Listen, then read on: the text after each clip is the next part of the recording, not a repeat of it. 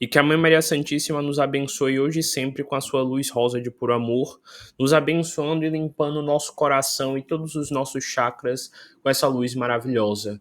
Que sintamos agora uma luz rosa emanando do nosso coração, pulsando, trazendo vitalidade, energia, confiança e bem-estar, e que através dessa prece sintamos o seu amor. Ave Maria, cheia de graça, o Senhor está contigo. Bendito sois vós entre as mulheres, bendito é o fruto do vosso ventre, Jesus. Santa Maria, Mãe de Jesus, rogai por nós, buscadores de conhecimento, agora e na hora do nosso desenlace, que assim seja. Boa noite a todos, sejam muito bem-vindos a mais uma reunião de estudo aqui do Centro Espírita Os Humildes de Jesus.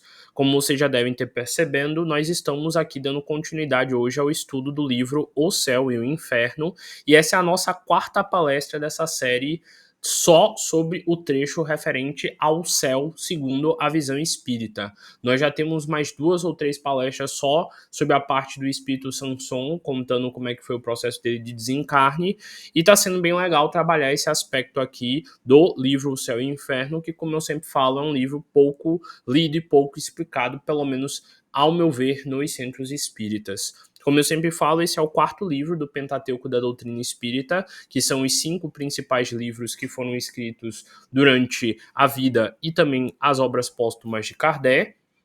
E esse livro em específico, como você já vem aprendendo e entendendo comigo, representa toda uma interpretação segundo o que o Espiritismo entende das bases da doutrina cristã anterior ao kardecismo, que é, no caso, o catolicismo. Como, por exemplo, agora a gente está fazendo aqui uma definição da visão do que seria o céu segundo o kardecismo e tudo mais que eu já venho falando aqui há algumas reuniões. Só fazendo uma recapitulação para lembrar a memória de vocês. Na primeira palestra eu expliquei a diferença do que era colônia e do que era céu para o espiritismo, e eu deixei claro que o espiritismo entende que a colônia não é o céu, mas sim um local onde espíritos estão buscando evoluir e auxiliar na evolução dos outros, mas ainda não seria o céu. O espiritismo também explica que o céu, na verdade, seria um estado de consciência ou um nível de energia muito sutil e elevada, e que na visão do kardecismo, se a gente parar para expandir a nossa percepção de realidade, planetas muito evoluídos para a gente pode parecer como se fosse um céu perante a nossa visão daqui da Terra. Assim como um planeta mais atrasado que o nosso poderia também nos ver como um céu observando as maravilhas que nós temos aqui. Então o texto ele vai fazendo todas reflexões sobre essa percepção de céu que a gente tem e de como ela se torna relativa segundo a visão muito mais cheia de amplitude que o espiritismo tem. Tanto que nas últimas palestras a gente debateu muito isso, sobre como a vida em outros planetas mais evoluídos é diferente. É um local onde não existe dor, onde não existe sofrimento, onde não existe doença, onde não existe fome, onde não tem vários dos sofrimentos aqui mundanos da Terra. E geralmente quando a gente associa e pensa na ideia de céu, a gente pensa num local onde não existem mais sofrimentos e só existem os anjozinhos voando, flutuando e tocando liras. Inclusive o próprio texto aqui dá a entender de que essa ideia de pensar anjos como seres que ficam lá só flutuando, batendo asas e tocando lira, é um negócio meio sem sentido, já que quanto maior o nível de evolução, mais responsabilidades na criação esse espírito terá. Então, agora que a gente já deu uma relembrada, tentei resumir aqui em uns 5 minutos as últimas 3 palestras de 1 hora. Bora continuar aqui de onde a gente parou na sexta-feira passada, que eu estava falando aqui sobre as missões dos espíritos e de como as missões estão associadas ao nível evolutivo que a gente quer ter, que a gente quer alcançar, e também as necessidades que o nosso próprio espírito tem. Então, bora lá. Ao lado das grandes missões confiadas aos espíritos superiores, há outras de importância relativa em todos os graus, concedidas a espíritos de todas as categorias, podendo afirmar-se que cada encarnado tem a sua, isto é, deveres a preencher a bem dos seus semelhantes. desde o chefe de família, a quem incumbe o progresso dos filhos, até o homem de gênio, que lança às sociedades novos germes de progresso. Então aqui já deixa-se bem claro que todo mundo tem uma missão. E todos temos missões de acordo com o nosso nível evolutivo e de acordo com a nossa necessidade kármica. Porque eu posso ser um espírito muito evoluído nos aspectos de inteligência, de racionalidade, mas eu posso ter conhecimento sobre a parte emocional. Então talvez a minha missão de vida seja ser pai ou ser mãe, e isso não significa que eu sou menos evoluído por isso. Talvez a minha missão de vida seja lecionar, ensinar, e isso não me faz menos evoluído do que quem tem uma missão, entre aspas, vista como mais nobre. A missão que é dada ao seu espírito, ela é de acordo com a necessidade que você tem para evoluir. Tanto que eu já li livros onde diziam que um cientista muito inteligente, sumidade em todos os assuntos, era muito esperto e inteligente no lado racional. E que por isso ele prevalecia e privilegiava todos os aspectos racionais deles durante várias encarnações. E que ele teve de pedir depois para vir numa encarnação totalmente sem conhecimento, sem interesse por livros, sem interesse por estudo, sem interesse por qualquer tipo de aprendizado, para que ele pudesse trabalhar outros aspectos senão o da inteligência. Porque ele sabia que se ele de novo se inclinasse para a inteligência, ele ia acabar dedicando a vida dele de novo a esse aspecto e iria deixar de trabalhar outros. Então, nessa encarnação, ele meio que construiu, junto com o anjo guardião dele, todo um processo onde ele só trabalharia aspectos emocionais, onde desde muito cedo ele teria vários embates emocionais, ele nasceria num seio familiar bem complexo, onde ele ia ter que trabalhar as emoções, onde ele teria vários relacionamentos com várias pessoas, e onde ele teria de aprender a desenvolver a empatia, a compaixão, a parte social, a parte de cuidado com o outro.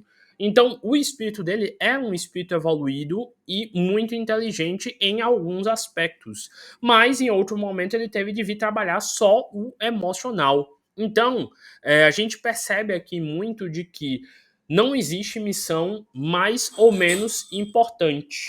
Existe missão que é necessária para o seu espírito, de acordo com aquilo que ele tem que trabalhar naquele momento dele. E, de novo, eu sempre gosto de relembrar isso para vocês. Nós estamos aqui em inúmeras encarnações. Então, entenda que você já nasceu europeu, você já nasceu africano, você já está nascendo agora brasileiro, você já nasceu mexicano, você já nasceu de toda etnia, você já nasceu de toda cor, de toda altura, de todo tamanho, de todo cabelo, você já nasceu homem, mulher, o que você pensar. Então, a vida é sobre experienciar de diversas formas a realidade e unir todas essas formas de vivenciar a realidade espiritualmente quando você voltar lá para o plano espiritual. Então, cada encarnação é como se você tivesse de viver de uma forma bem diferente uma mesma realidade. Em algumas você foi patrão, em outras você foi escravo, em algumas você foi senhor, no outro você foi mandado, e, entre aspas, tudo bem, porque todo mundo vai ter que viver todos os tipos de experiência para poder evoluir.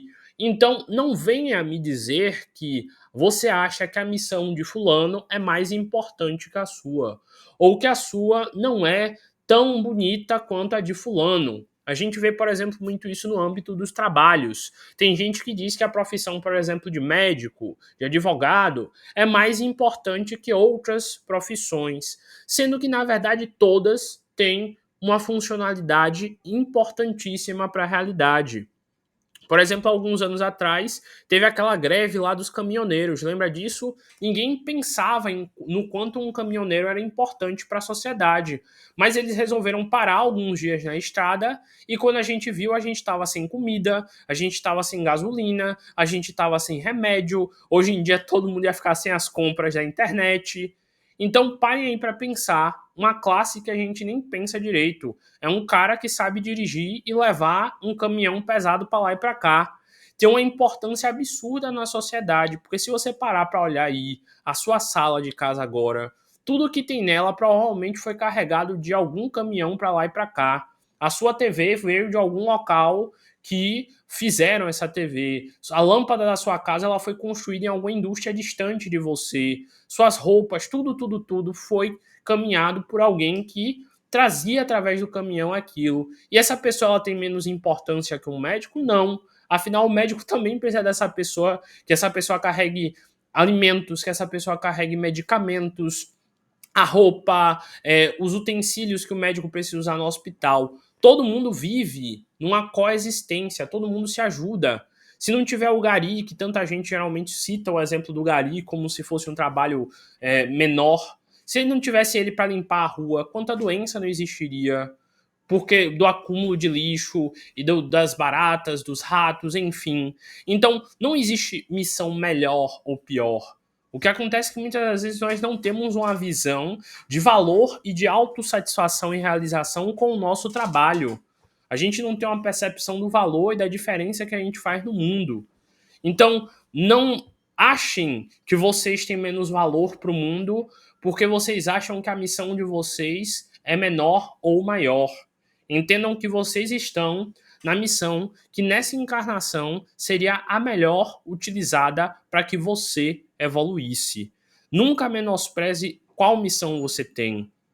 Porque eu vou reler aqui o que os espíritos falaram. Olha, ao lado das grandes missões confiadas aos espíritos superiores, há outras de importância relativa em todos os graus. Relativo aqui não é dizer que é menos importante, é de importância relativa no sentido de relacionado a cada situação. Por exemplo, sei lá, numa escola, a tarefa da merendeira é relativa. Afinal, o objetivo principal da escola é ensinar as crianças. Mas botam a criança para assistir aula sem ter comido a comida que a merendeira fez para tu ver. Não tem como funcionar de jeito nenhum. Bota para a criança assistir aula sem a sala estar limpinha, organizada, cheirosa pela tia da limpeza. Então, é relativo a importância, porque a importância principal da escola é dar aula, mas está ali relacionado ao fazer de ensinar numa escola todos esses trabalhos auxiliares ao redor. Então, de novo, sem os pequenos, o espírito superior não faz aquilo que ele faz. Todos estamos em profunda e imensa conexão. Não existe um general se não existirem soldados, capitães, sargentos para que ele ordene. Então todo mundo precisa coexistir. Então, de novo, sua missão é importante. Não importa qual seja, ela é relevante. Não se ache menos ou mais por causa da sua missão. Se você está nela, é porque você tem tarefas a realizar e a cumprir com esse específico aprendizado encarnatório. E aí continua. Até o homem de gênio que lança à sociedade novos germes de progresso. Todo mundo tem valor em relação à sua missão. E aí continua. É nessas missões secundárias que se verificam o desfalecimento, prevaricações e renúncias que prejudicam o indivíduo sem afetar o todo. Então, desfalecimento é tipo você desistir da sua missão e largá-la de lado. Prevaricar é associado a tipo você roubar aquilo que você deveria fazer de certo, você não agir de má fé em relação ao seu trabalho. Você tinha de uma tarefa para cumprir, mas você fez ela de forma mal feita. E renúncias que prejudicam o indivíduo, mas não afetam todo, no sentido de que se você deixar de, sei lá, limpar a sua casa, o maior problema vai ser para você, porque a sua casa vai estar suja. Mas não vai afetar o todo, entre aspas, porque você não tem um trabalho que vai, sei lá, acabar incitando um monte de pessoas. Então, meio que disse nesse sentido aí de que as nossas missões elas têm relações. Ele continuou. Todas as inteligências concorrem, pois, para a obra geral, qualquer que seja o grau atingido, e a cada uma na medida das suas forças, seja no estado de encarnação ou no de espírito. Então, de novo, tá dizendo aqui, ó, todas as inteligências, independente do nível que são, elas são necessárias para a construção de algo. Vamos pensar num prédio. teve de ter um engenheiro para fazer os cálculos. Mas sem um bom pedreiro para colocar a quantidade certa de cimento, para fazer a observação se está no nível, etc, etc, o prédio não vai existir.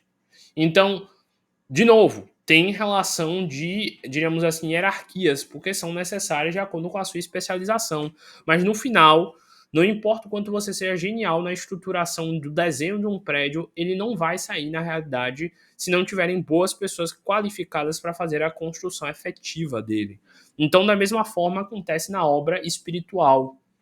Todos nós precisamos nos ajudar para que a verdadeira e efetiva evolução espiritual ocorra de um ajudando o outro. Afinal, a gente precisa de grupos, muitas das vezes, para funcionar melhor. A gente precisa de um local onde as pessoas tenham interesses parecidos com os nossos para a gente se manter firme no objetivo. Geralmente, pessoas que fazem exercício gostam de se juntar com pessoas que também fazem exercício, porque uma vai puxando a outra. Pessoas que gostam de estudar fazem o quê? O clube do livro. Nós temos uma tendência humana a se agrupar de acordo com os nossos interesses, para que assim possamos trabalhar as nossas habilidades. Por isso que é importante a gente sempre estar procurando espíritos que têm gostos e interesses parecidos com o nosso, para que a gente continue no caminho certo.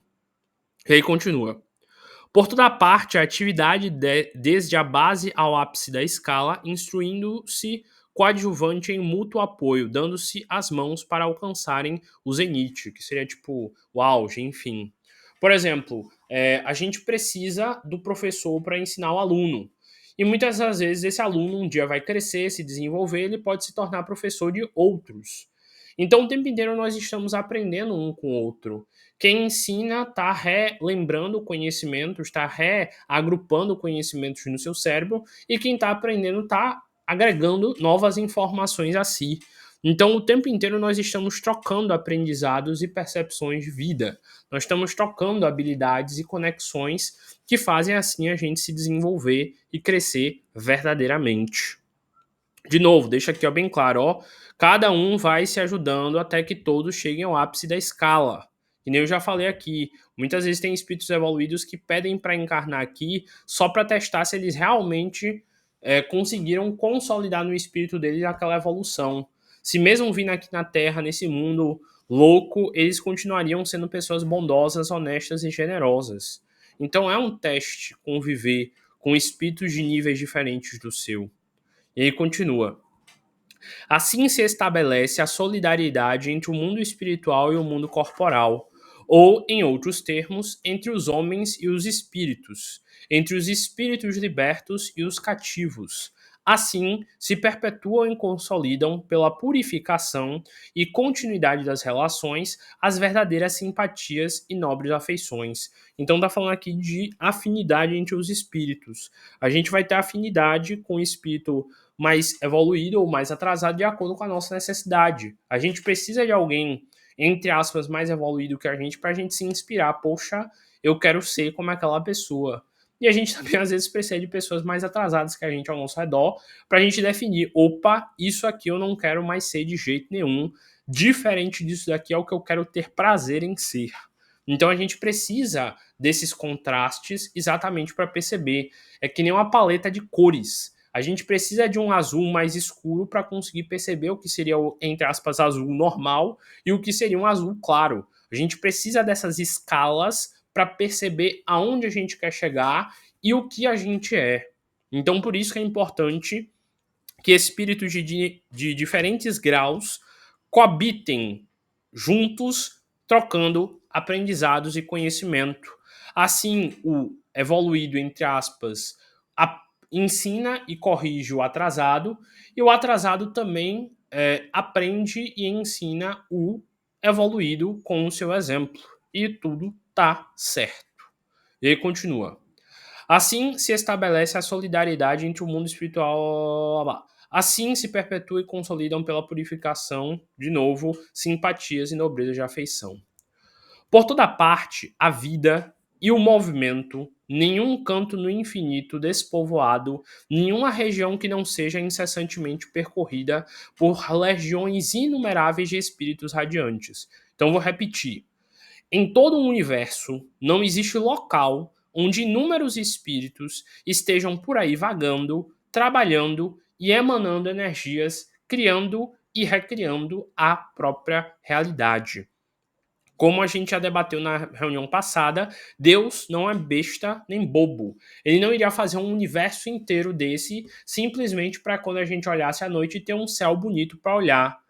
Existem inúmeras estrelas no céu, ao redor de cada uma daquelas estrelas tem inúmeros planetas, e naqueles inúmeros planetas tem vida, espiritualmente falando.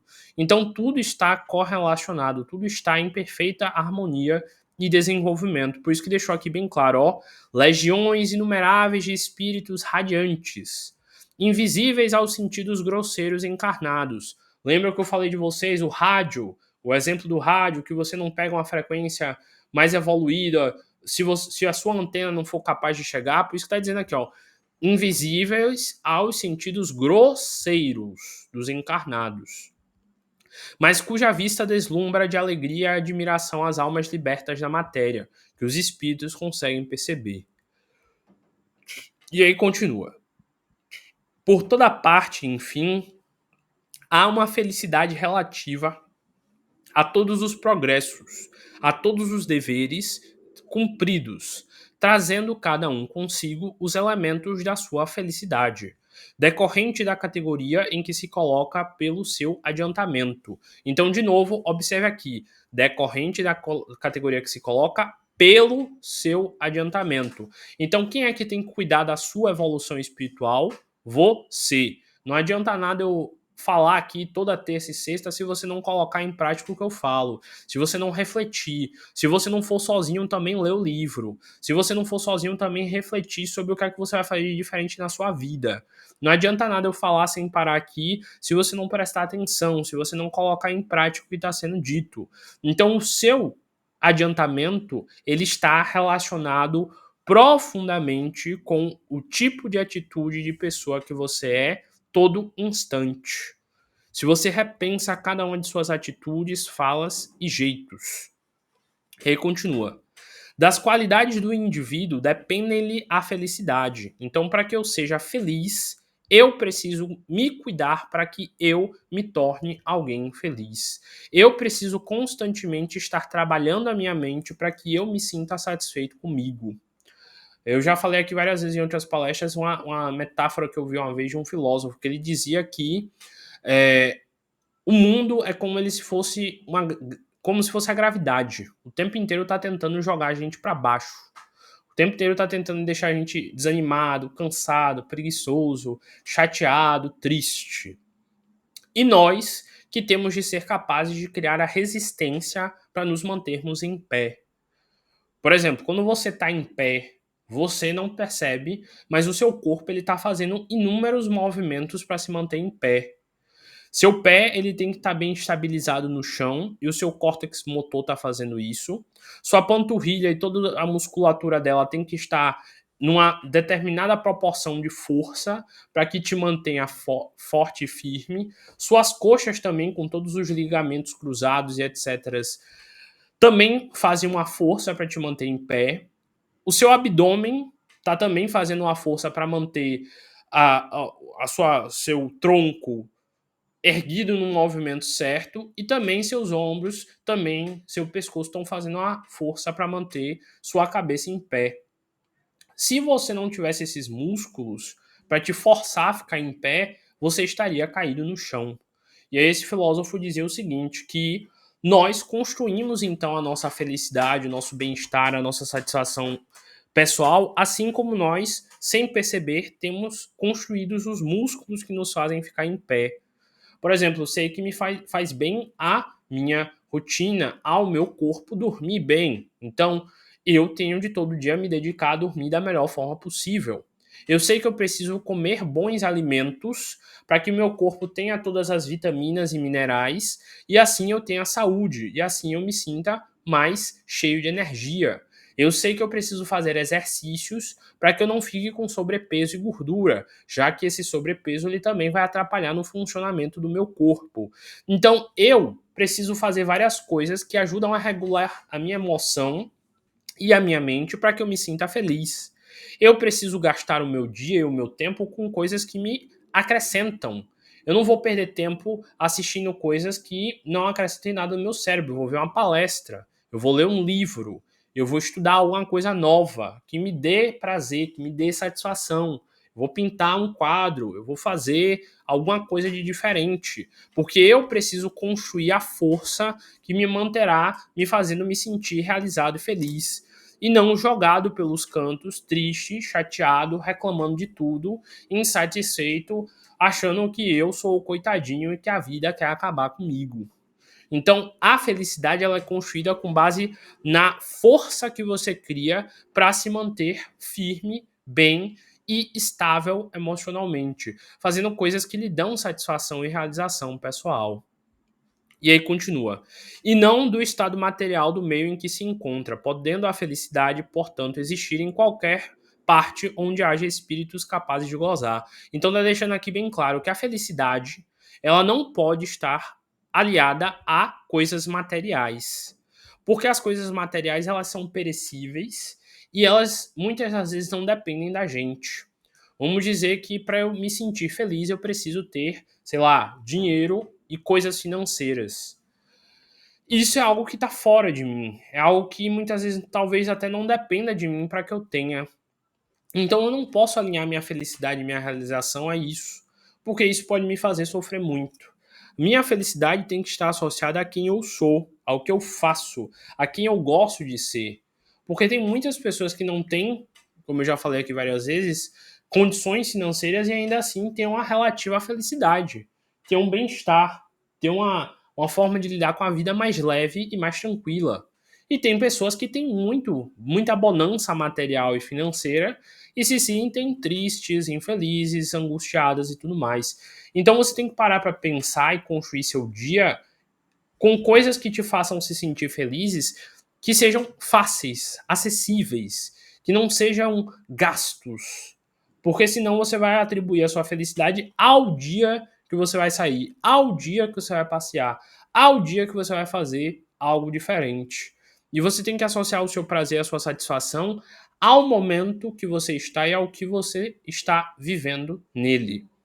Como eu falei lá numa das palestras, estar no céu ou no inferno muitas das vezes está associado a como você se sente. Se você teve um dia péssimo, brigaram com você, te xingaram, te ofenderam, você tropeçou, você caiu, você está sujo, chegou em casa cansado, teve de enfrentar um monte de coisa, você pode ter vivido naquele dia um inferno. E no dia seguinte, onde tudo foi mais tranquilo, tudo mais leve, e basicamente você teve um dia quase que igual, esse dia pode ter sido um céu para você. Então a gente tem que ter a nossa percepção de satisfação pessoal muito associada a quem a gente é e ao que a gente gosta de fazer, e não a condições materiais fora de nós, porque nós não podemos controlar elas. E isso só é desenvolvido através de muita leitura, muito estudo, muito aprendizado de filosofias como o estoicismo, como o existencialismo, o platonismo, filosofias que nos ajudam a observar a vida de uma forma mais leve e mais satisfeita. O budismo, o próprio kardecismo e todos esses ensinamentos que nos auxiliam a perceber que o material não é tão importante quanto a gente acredita que é. E o material não dá tanto valor à nossa vida quanto a gente acredita que ele dá. E aí continua. Onde quer que se encontrem, os espíritos podem contemplar a majestade divina, porque Deus está em toda parte. Como eu sempre falo para vocês, tudo é uma questão de ponto de vista. Deus está em todas as partes porque Deus é grandioso e maravilhoso. Você pode olhar, sei lá, um matinho da tua rua que tá na sua mente deixando a sua rua feia porque o prefeito não cuida da cidade, sei lá o quê. Você pode olhar naquilo ali, beleza. Você pode olhar, nossa, como é belo Deus. Ele fez a terra, até num local tão inóspito quanto aquele, as plantas conseguem crescer. Naquela pouca quantidade de terra tem uma planta tão vistosa e bonita, dando flores. Nossa, que incrível o que os humanos fizeram. Esse local que eu moro aqui um dia foi só um pasto. Só tinha um monte de planta. E hoje tem prédio, tem casa. Olha como é maravilhoso isso, como é bonito. Alguém pavimentou essa rua, alguém um dia cuidou dela. Hoje tudo bem, ela não tá cuidada, tá feinha, mas se aqueles matos estão ali, eles têm vida. E a vida é bonita. Com o ângulo de vista correto, o local mais feio pode se tornar belo. A coisa mais assustadora pode se tornar incrível. Se você tiver olhos de ver e ouvidos de ouvir, como eu sempre falo, como sempre diz aquele paradigma, aquele axioma filosófico. Então, observem, nas coisas mais simples tem coisas incríveis. Um pedaço de vidro que tiver na sua casa, um espelho. Poxa, como é que um espelho funciona? Como é que esse negócio reflete? Um negócio doido, bonito, interessante. Uma coisa normal que você sempre viu pode se tornar surpreendente se você parar para refletir um pouco mais sobre ela. Então, de novo, Deus está em todas as partes porque tudo é bonito, tudo é profundo, tudo é filosófico, se você tiver a mente capaz de observar tudo isso. Então, de novo, a vida pode ser um céu ou um inferno de acordo com a forma com que você olha essa vida. Tanto que um dos meus textos favoritos lá do Evangelho segundo o Espiritismo é O Ponto de Vista Correto. Se eu não me engano, o nome do texto é isso. Ou é O Ponto de Vista, algo assim. Porque ele fala muito sobre isso, sobre como, tipo, dependendo do ponto de vista que a gente tem, nossa vida pode ser maravilhosa ou odiosa. É aquela história da grama do vizinho é sempre mais verde. A gente olha para a vida do vizinho e acha, meu Deus, que vida maravilhosa essa pessoa tem. E ela vai lá e acha a vida dela horrível às vezes. E acha a sua melhor do que a dela. Então, é tudo uma questão de perspectiva. Bora de novo aqui então ao texto. Entretanto, a felicidade não é pessoal se a possuíssemos somente em nós mesmos, sem poder reparti-la com outrem. Ela seria tristemente egoísta. Então tá falando aqui sobre como a felicidade, ela muitas vezes está associada à forma com que a gente se relaciona com o outro e se conecta com o outro. Se a gente tem uma vida plural, onde muitas pessoas também ao nosso redor estão felizes. Afinal, eu não sei se você se sentiria feliz se só você fosse feliz e todo mundo ao seu redor fosse triste. Eu acho que você teria o altruísmo de tentar fazer com que a vida dessas pessoas ao seu redor também melhorassem, para que todo mundo pudesse sentir aquela felicidade que você tem. Mas, de novo, isso se muda muito através da nossa forma de agir, da nossa forma de lidar com as coisas. Porque tem muitas pessoas que são egoístas. E exatamente por esse egoísmo, deixam de viver a vida de uma forma muito melhor. Porque querem privilegiar a sua satisfação pessoal. Eu acho que eu até já citei aqui a vocês um estudo que fizeram perguntando a pessoas num local. Você preferia que todo mundo ao seu redor ganhasse, sei lá, o mesmo salário de 10 mil ou que você ganhasse 15 mil e todo mundo ganhasse 5 mil? Fazendo esse estudo, a maioria das pessoas respondeu que preferia ganhar 15 mil enquanto todo mundo ganhasse 5 mil, do que todo mundo ganhar ao mesmo tempo 10 mil. Meio doida essa conta, né? No final você poderia ganhar bem mais. E todo mundo ganhar bem mais. Mas você preferiu ser egoísta e escolher para ganhar um pouco a mais sozinho. Então, na verdade, eu acho que a conta, eu errei na conta. Eu acho que era 10 mil para todo mundo. Todo mundo poderia ganhar 10 mil, ou você escolher entre ganhar 8 mil e todo mundo 4 mil. E aí mostrou nesse estudo o egoísmo, mano. A pessoa preferia perder, ganhar menos, mas que todo mundo ganhasse menos que ela. Foi isso mesmo o estudo. Pra gente ver como o egoísmo às vezes acaba tomando a nossa mente. A gente quer tanto estar acima dos outros que a gente prefere até perder de ganhar mais para não se sentir igual a todo mundo. Porque o egoísmo gera isso. E é exatamente o sentimento que a gente quer extirpar com os estudos do kardecismo. Basicamente, o que é que esse texto quer dizer aqui? Que para a gente se sentir no céu verdadeiramente, todo mundo tem que também estar se sentindo feliz e realizado ao nosso redor. E que é trabalhando a empatia, a humildade, a caridade, como diz, fora da caridade não há salvação, aqui no kardecismo, que a gente vai vendo o quanto a gente precisa conviver com conexões onde todos estejam se sentindo realizados. Ele continua.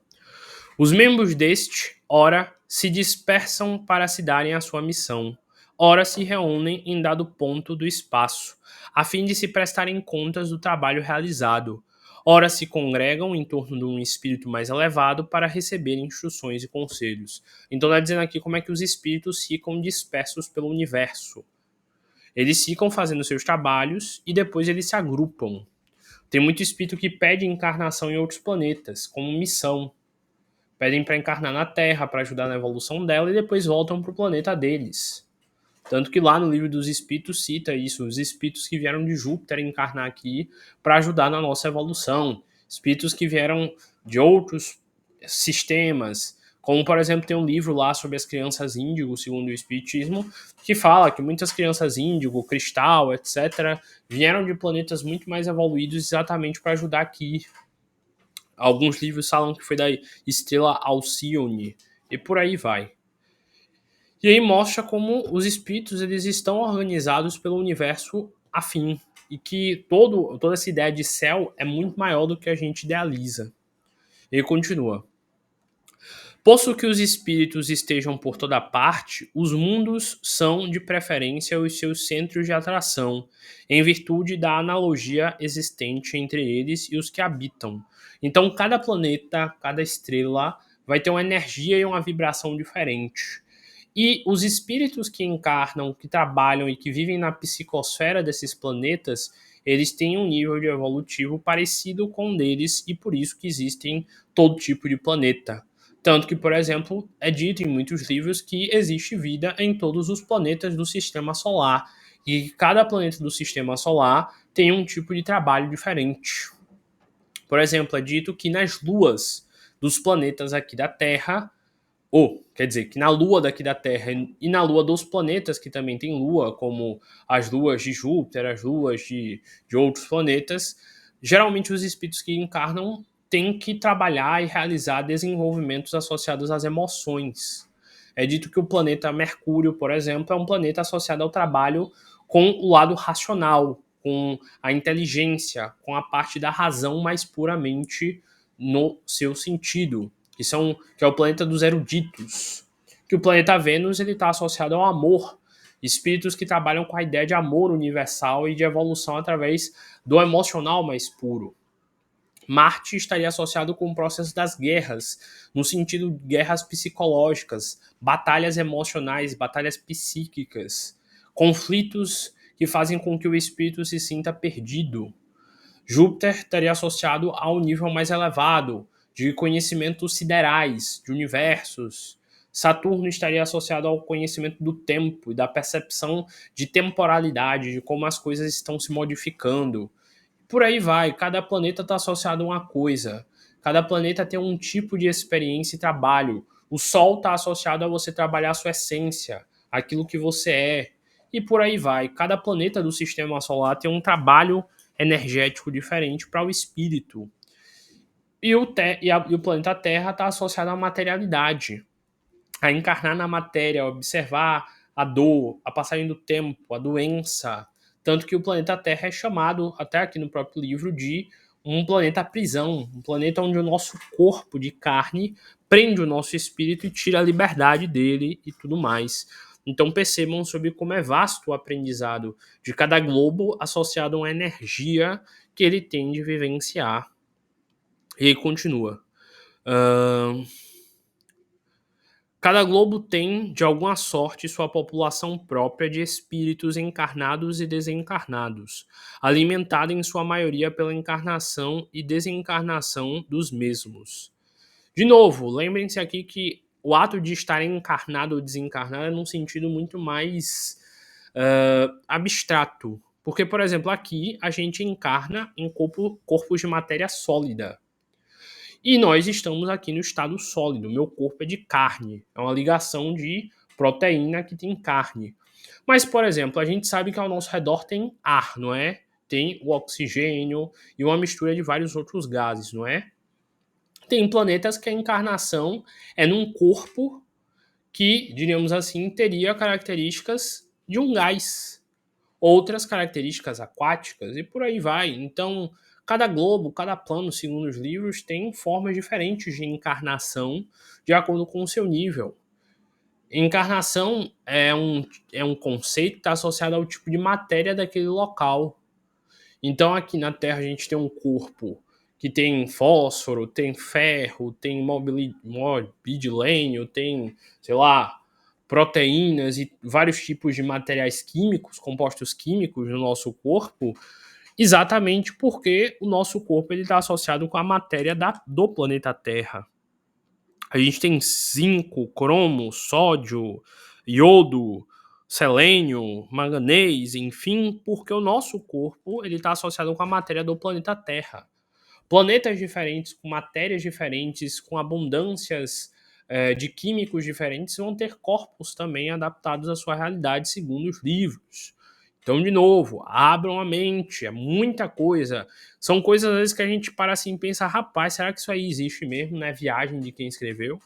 Porque realmente está fora da nossa realidade. Mas para aí para pensar, tem uma frase que eu gosto muito que diz assim, que a realidade é a maior ficção já inventada. Pô, tu já parou para pensar que maluquice é o fogo? O fogo, basicamente, é um tipo de gás que fica lá se mexendo aleatoriamente na nossa frente e que ele queima. E é um gás quente. Você agora está respirando e você está soltando gás pela sua boca e nem por isso ele queima, nem por isso ele tem uma cor própria. O fogo mesmo é uma loucura se você parar para pensar, mas a gente está tão acostumado a ver o fogo que a gente acha normal. Sei lá, se eu acende uma vela, a gente sabe que aquela vela vai ter uma quantidade certa de fogo, porque aquela vela ali, ela tá com um combustível, que é a parafina, que faz ela ter aquele tamanho. Mas, pô, como é que o fogo não aumenta assim, fica grandão e pega e alastra o lugar todo? A gente parar pra pensar umas coisas que a gente acha normal, é doideira. A gente bota um negócio de água na geladeira e ele fica duro. Que negócio doido é esse? Mas como a gente normalizou muita coisa, a gente simplesmente acha normal a ideia da água mudar de estado sólido para gasoso, para líquido. E para a gente é normal. Então, por que em outras realidades a gente não pode mentalizar outros tipos de materiais, outros tipos de ligações químicas e outros tipos de funcionamento? É porque a gente tem uma mentalidade muito associada a esse plano e as coisas que esse plano nos oferece como sendo normal ou anormal. Mas é uma grande loucura a existência. Tem coisa que acontece aqui na nossa realidade que a gente para assim pra olhar e a gente fica, meu Deus, como é que isso está acontecendo? A gente, para quem mesmo tá assistindo as Olimpíadas, gente, como é que aquela mulher dá aqueles pulos daquele jeito? Como é que se joga de uma trave para outra, pula de cima pro outro? Aquela pessoa tem um corpo de carne igual ao teu. Tecnicamente, se você que tá me ouvindo tivesse feito exercício desde cedo, tivesse cuidado do corpo desde cedo, você poderia estar fazendo aquilo que aquela mulher faz. Ó que loucura! Você consegue se imaginar indo para uma Olimpíada e ganhando uma medalha de ouro, uma medalha de prata, por ter um corpo tão forte a ponto de fazer aquilo? Provavelmente você talvez não se imagine, mas você seria capaz de fazer isso se você tivesse cuidado do teu corpo para isso.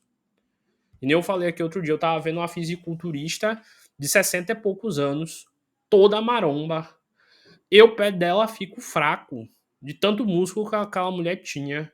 E ela falou: olha, antes de eu ter começado a fazer exercício, eu nem imaginava que seria capaz de eu ficar tão forte com a idade que eu tenho, ter tanto músculo com a idade que eu tenho. E aí? O que é que fez com que cada um de vocês aqui não tivesse lá na Olimpíada ganhando medalha pra eu ficar feliz aqui em casa? Porque tecnicamente você tem o mesmo corpo. Seu corpo tem os mesmos músculos. Você tem um cérebro igual às pessoas que estão lá. Você tem órgãos igual as pessoas que estão lá. Mas como é que aquela pessoa consegue dar aquele pulo de não sei quantos metros e você não? Como é que aquela pessoa consegue correr 42 quilômetros e você não? Qual a diferença? Então observe, de novo, a nossa realidade ela já é incrível. Já a gente dando um salto de 2, 3 metros, gente. Tipo, olha que loucura. Então, assim, a gente pensa nas coisas como sendo muito distantes da nossa realidade, mas a nossa própria realidade nos surpreende.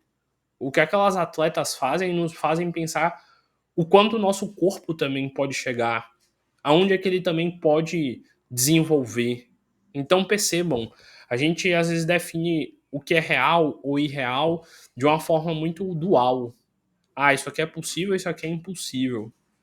E vai lá e quando você vê, realmente é possível de existir. E aí, continuando aqui para a gente não se perder do texto. Cada globo tem de alguma sorte sua população de encarnados e desencarnados, alimentada em sua maioria pela encarnação e desencarnação dos mesmos. Essa população é mais estável nos mundos inferiores pelo apego dos espíritos à matéria e mais flutuante no mundo superior. Por exemplo, tem um livro lá, que se eu não me engano é o Despertado de uma Nova Era, de Zoldino Rezende, que diz que aqui o planeta Terra tem 7 bilhões encarnados e mais ou menos, se eu não me engano, 21 bilhões de espíritos desencarnados aqui na nossa psicosfera. Eu acho que era 21 ou era até mais espíritos. Então tem espírito a rodo aí para encarnar, desencarnar, encarnar, desencarnar até umas horas. Imagine. E isso é pouco, nosso planeta é considerado pequeno, diríamos assim. Desde os últimos, porém, verdadeiros focos de luz da felicidade, espíritos se destacam para mundos inferiores a fim de neles semearem os germes do progresso, levarem-lhes consolações e esperanças, levarem os ânimos abatidos pelas provações de sua vida. Por vezes também se encarnam para cumprir com mais eficácia sua missão. Tudo aquilo que eu já falei de pegar encarnação como forma de auxiliar no globo. Nessa imensidade limitada, onde está o céu? Será que cada planeta tem um céu próprio? Então é isso que os espíritos estão debatendo aqui, ó. Se der de céu como sendo essa parte azul da nossa que está acima de nós quando a gente olha para cima, é meio besteira, é meio loucura.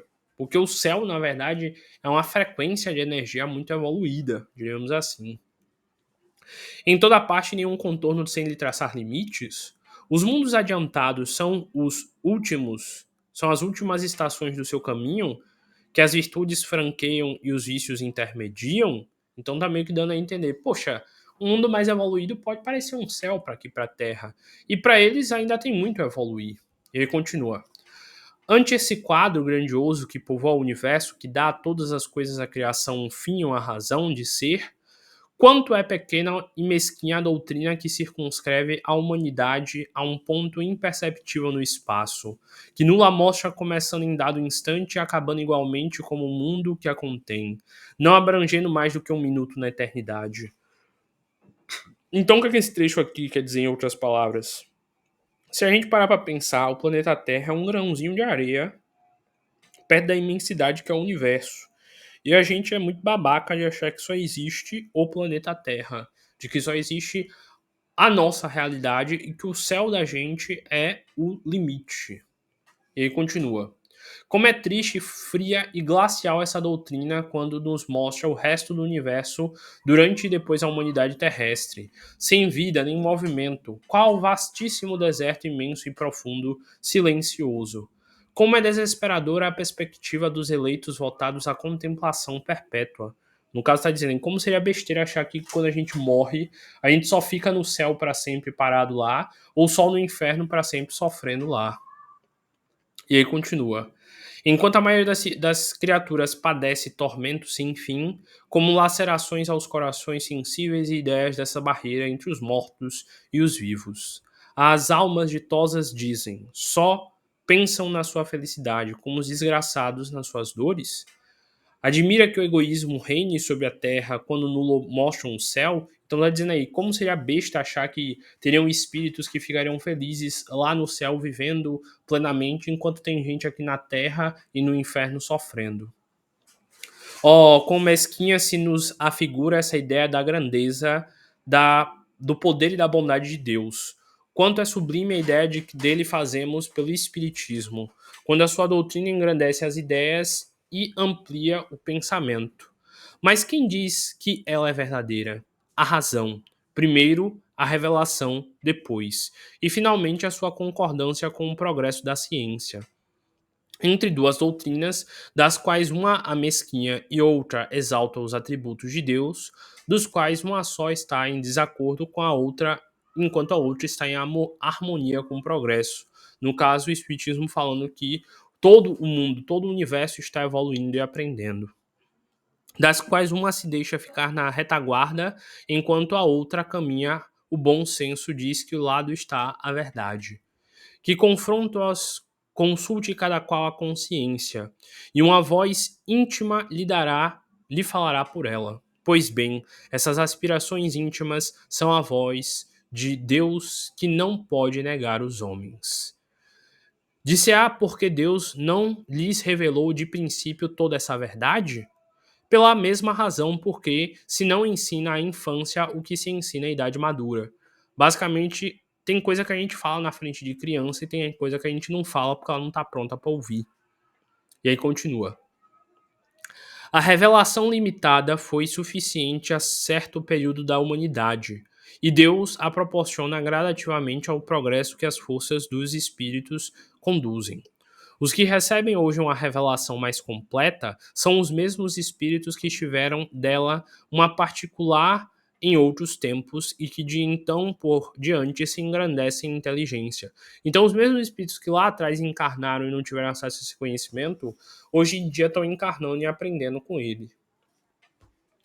Antes de a ciência ter revelado aos homens as forças vivas da natureza, a constituição dos astros, o verdadeiro papel da Terra e a sua formação, poderiam eles compreender a imensidade dos espaços e a pluralidade dos mundos?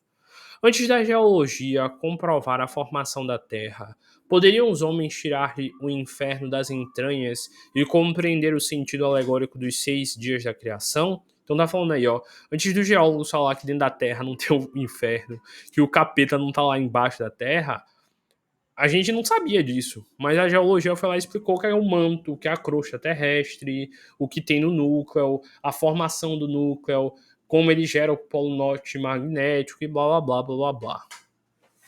Antes da astronomia descobrir as leis que regem o universo, poderiam compreender que não há alto nem baixo no espaço, que o céu não está acima das nuvens nem limitado pelas estrelas? Poderia identificar-se com a vida espiritual antes dos progressos da ciência psicológica? Conceber que depois da morte uma vida feliz ou desgraçada existe? A não ser em um lugar circunscrito e sob uma forma material? Não é compreendendo mais pelo sentido que pelo pensamento o universo era muito mais vasto que a sua concepção, era preciso restringi-lo ao seu ponto de vista para largá-lo mais tarde. Uma revelação parcial tinha sido útil, e embora sabia até então, não satisfaria hoje.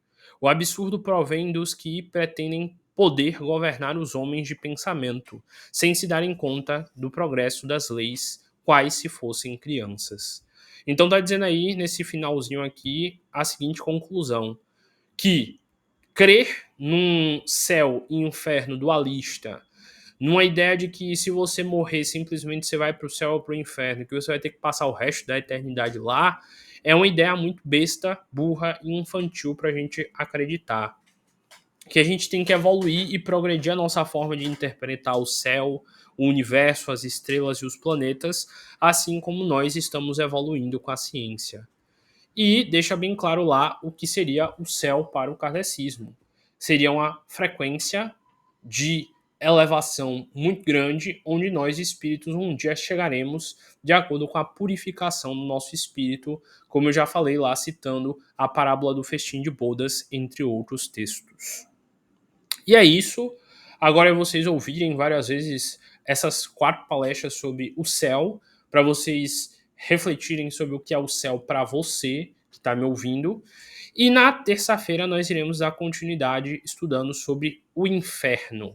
Essa coisa tão curiosa que tantas pessoas temem, que tem um demônio, capiroto e tudo mais. Iremos falar o que é o inferno segundo a visão do espiritismo e eu espero que vocês estejam lá para continuar essa jornada comigo.